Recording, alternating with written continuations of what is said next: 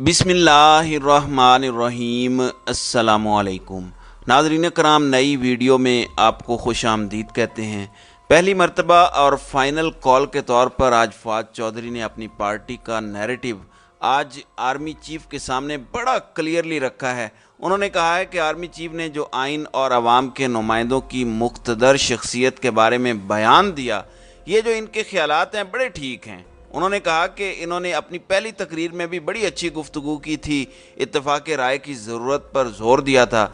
लेकिन फिर वो आगे कहते हैं आर्मी चीफ को मुखातिब करते हुए कि ज़रूरत अब इस बात की है कि अवाम को मुक़्तदर आला मानकर आइन के तहत आप इलेक्शन की हिमायत का ऐलान करें और अवामी फ़ैसलों का एहतराम करें। यानी इन्होंने clearly army chief general Asim Munir को कहा है कि आप अवामी फ़ैसलों का एहतराम करें, ये जो काम सारा चल रहा है हम इसको एक्सेप्ट नहीं करेंगे। इसके बाद जो आगे फवाद चौधरी ने कहा है वो बड़ा ख़तरनाक है और ये डायरेक्टली उन्होंने इस कॉन्टेक्स्ट में बात की है।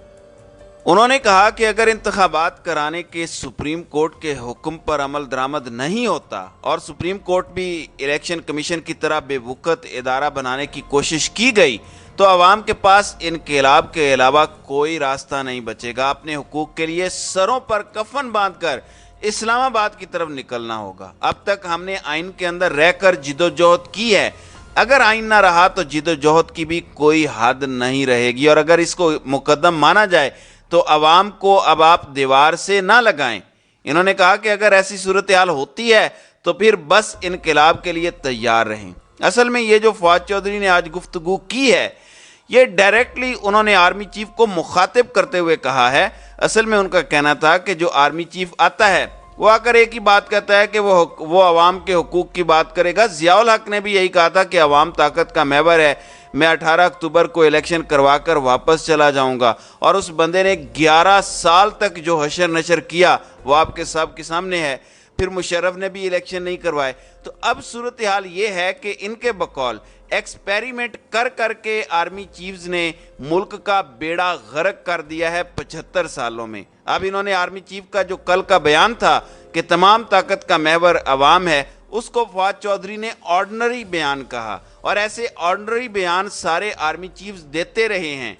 आज उन्होंने क्लियरली कहा है कि ये अब आपको अवाम का फैसला मानना होगा। अगर तो अवाम का फैसला नहीं माना गया तो फिर हम ऐसा नहीं है कि हाथ छोड़ देंगे या आइन से ऊपर चले जाएंगे। अभी तो हम बड़ी कोशिश कर रहे हैं कि आइन के अंदर रहें, लेकिन इसके बाद फिर सारी चीज़ें खुलकर सामने आ जाएंगी। फिर बस लड़ाई है, इनकलाब है, और इनकलाब में अवाम जो करते हैं वो आप सबको पता है।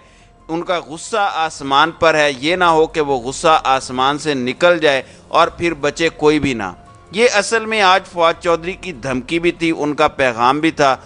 असल में वो ये कह रहे हैं कि एक तरफ आप अवाम के हुकूक की बात कर रहे हैं, दूसरी तरफ नामालूम अफराद लोगों को घरों से उठाते हैं और उसके बाद 8-8 दिन मशवानी जैसे जो लोग हैं वो गायब रहते हैं और गायब रहने के बाद अचानक पुलिस वालों के पास आ जाते हैं और मशवानी के कपड़ों में देख रहे होते हैं कि कोई डिवाइस तो नहीं है। यानी ये काम नहीं हो सकता कि आप एक तरफ ज़ुबानी कलामी कहते रहें कि अवाम ही ताकत का सरचश्मा है, ये हैं वो हैं, और अवाम ही को इलेक्शंस ना करवाने दिया जाए। देखें फवाद चौधरी ये क्यों कह रहे हैं। शहबाज शरीफ की तो इतनी औकात नहीं है कि वो इलेक्शंस रोक सके, यानी इतना उसका लेवल ही नहीं है। वो तो सिर्फ एक बूट पॉलिश करने वाले इंसान हैं। यानी इस सूरत हाल में उनकी हैसियत नहीं है या वज़ीर ख़जाना की हैसियत नहीं है कि वो ये सब रोक सकें। अब सुप्रीम कोर्ट को ये बार बार कह रहे हैं कि इसके इख्तियारात को कम करें या एमरजेंसी या मार्शल लॉ की धमकियाँ। तो फवाद चौधरी ने अब क्लियरली कह दिया है कि अब अवामी फ़ैसला आपको मानना पड़ेगा। आर्मी चीफ को उन्होंने कहा है कि अवामी फ़ैसला आपको मानना पड़ेगा, वरना फिर हम हुदूद से निकल जाएंगे।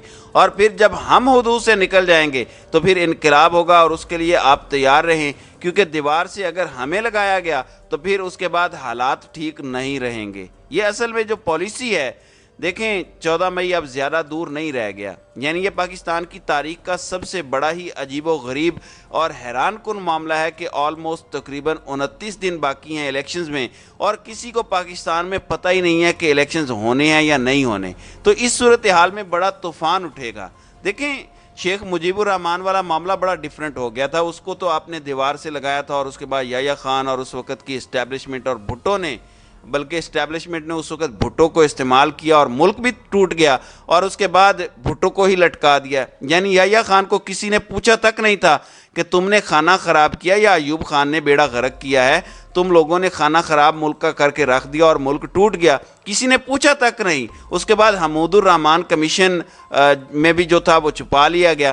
تو باجوہ کا چونکہ وہ بڑا فیوریٹ تھا اور اس کو وہ اپنا گرو مانتا ہے اور معاملات بھی جنرل باجوہ کے جنرل یحییٰ جیسے ہیں, تو یہیں سے آپ جنرل باجوہ کا اندازہ کر لیں کہ جنرل باجوہ نے اپنی ایکسٹینشن کے لیے کیا کچھ کیا. دو چیزیں بڑی کلیئر ہیں, نواز شریف پاناما میں گیا اس میں کوئی دو رائے نہیں ہے, لیکن اس کے بعد جنرل باجوہ نے یہ دیکھا کہ نواز شریف نے مجھے ایکسٹینشن نہیں دینی تو اسے فارغ کر دیا. عمران خان سے ایکسٹینشن لی اور عمران خان نے یہ سارا کام کیا اور اس کی وجہ سے قوم نے بھگتا بھی. اب جب دوبارہ ایکسٹینشن کا معاملہ آیا تو عمران خان کو بھی فارغ کر دیا. یعنی یہ ایکسٹینشنوں کا معاملہ چلتا رہا ہے. ایکسٹینشن مل رہی ہے تو سب ٹھیک ہے, نہیں تو پھر یہ ہوگا. اب یہ کب تک تماشے چلتے رہے؟ ایکسٹینشن کا قانون ایک کالا قانون ہے, اس کو تو پہلے ہی ختم ہونا چاہیے. اب بات سٹیٹ آ گئی ہے کہ اب 14 مئی کی تاریخ ہے, اگر انہوں نے یہاں پر بھی روکا, اگر آپ سپریم کورٹ کے خلاف جائیں گے تو آپ کو کیا لگتا ہے کہ عوام چپ کر کے بیٹھ جائے گی؟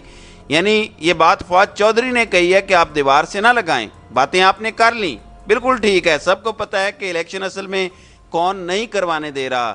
کیوں عمران خان کو پیغام دیا جا رہا ہے کہ ارشد شریف قتل کیس نہیں کھولنا, این آر او دینا ہے, اپنے خلاف اقدام قتل والی ایف آئی آر نہیں کاٹنی اور آپ ڈیل کریں. کیوں سہیل وڑیچ آ کر کہتے ہیں کہ عمران خان کو اسٹیبلشمنٹ کو یقین دلانا پڑے گا کہ وہ آ کر کسی کا احتساب نہیں کریں گے, وہ آ کر بدلے نہیں لیں گے, وہ آ کر چوروں کے خلاف جو ہے وہ کرپشن کے کیسز نہیں کھولیں گے, وہ آ کر کوئی ایسی حرکت نہیں کریں گے جس سے احتساب کا عمل شروع ہو. کیونکہ عمران خان کی مقبولیت تو ہے لیکن قبولیت نہیں ہے. اب ایک بات آپ ذہن میں رکھیے گا, قبولیت کبھی اگر اسٹیبلشمنٹ کرتی تھی تو وہ اب ختم ہو گئی ہے. اب قبولیت کا ڈنڈا عمران خان کے پاس ہے. یعنی اچھے سے سمجھ لیں, اب غدار وہ ہوگا جس کو عمران خان ڈکلیئر کرے گا اور اب محب وطن بھی وہی ہوگا جس کو عمران خان ڈکلیئر کرے گا. اب وہ دن گئے, وہ کسی کے ہاتھ جو جادو کی چھڑی ہوا کرتی تھی کہ فلاں کو غدار ڈکلیئر کرتے تھے تو وہ غدار کہلاتا تھا. آپ اندازہ کریں حسین حقانی, عجیب و غریب بات ہے, اس کو پہلے راحیل شریف اور کیانی کے دور کے اندر, یعنی کیانی اسٹیبلشمنٹ نے پہلے اس کو غدار ڈکلیئر کیا کیونکہ اس نے امریکہ کو کہا تھا کہ کیانی اور پاشا ان سب کو فارغ کرنا ہے. کیانی اسٹیبلشمنٹ اور پاشا اسٹیبلشمنٹ نے میڈیا کے صحافیوں کو کہا کہ یہ غدار ہے, غدار ہے. آپ دیکھیں اس کے خلاف یہ سارے احکامات ہوئے, اس کو آج تک غدار ڈکلیئر کیا گیا اور جنرل باجوہ نے اس سے جا کر ملاقات کر لی اور اس سے کہا کہ امریکہ سے ڈیل کرواؤ کہ عمران خان کو فارغ کروانا ہے. یعنی اب اس کو میڈیا پر 4-5 دن پہلے لانچ کیا گیا ہے اور وہ سارے میڈیا پر انٹرویوز دیتا پھر رہا ہے. انہوں نے قوم کو اصل میں پاگل بنایا ہوا ہے. یہ سمجھتے ہیں کہ جب چاہیں گے ہم غدار ڈکلیئر کریں گے, جب ہم چاہیں گے کسی کو محب وطن کہہ دیں گے. ان کو نہیں پتا کہ لوگوں کو پتا ہے کہ یہ کیا کر سکتے ہیں اور کیا نہیں. اور سارے کا سارا جھوٹ 75 سالوں کا کھل کر سامنے آ گیا ہے. یعنی فاطمہ جناح کو انہوں نے غدار ڈکلیئر کیا, حسین حقانی محب وطن ہے. یعنی پاکستان کی تاریخ کا ہم یہ عجیب و غریب دور دیکھ رہے ہیں کہ جس کو چاہو غدار ڈکلیئر کر دو, جس کو چاہو محب وطن ڈکلیئر کر دو. یعنی آپ اندازہ کریں, نامعلوم ایف آئی آرز کٹوائی جاتی ہیں. وہ جی میں حجام کی دکان پر بیٹھا تھا اور میں نے فلاں کلپ دیکھ لیا. یعنی پوری طرح سے سوشل میڈیا پر کمپینز بھی چلوانی ہیں.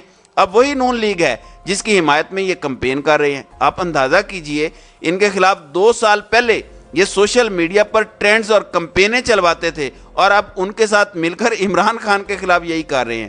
یہ پاکستان کی تاریخ کا بڑا دردناک المیہ ہے اور پتہ سب کو ہے کہ بیٹھ کر یہ کون کر رہا ہے. اس لیے فواد چودھری نے جو آج دھمکی دی ہے وہ اصل میں انہوں نے آرمی چیف کو مخاطب کرتے ہوئے کہا ہے کہ آپ عوامی فیصلے یعنی الیکشن کے لیے اپنے آپ کو تیار رکھیں اور ان کی رائے کا احترام کریں, ورنہ انقلاب اب زیادہ دور نہیں ہے.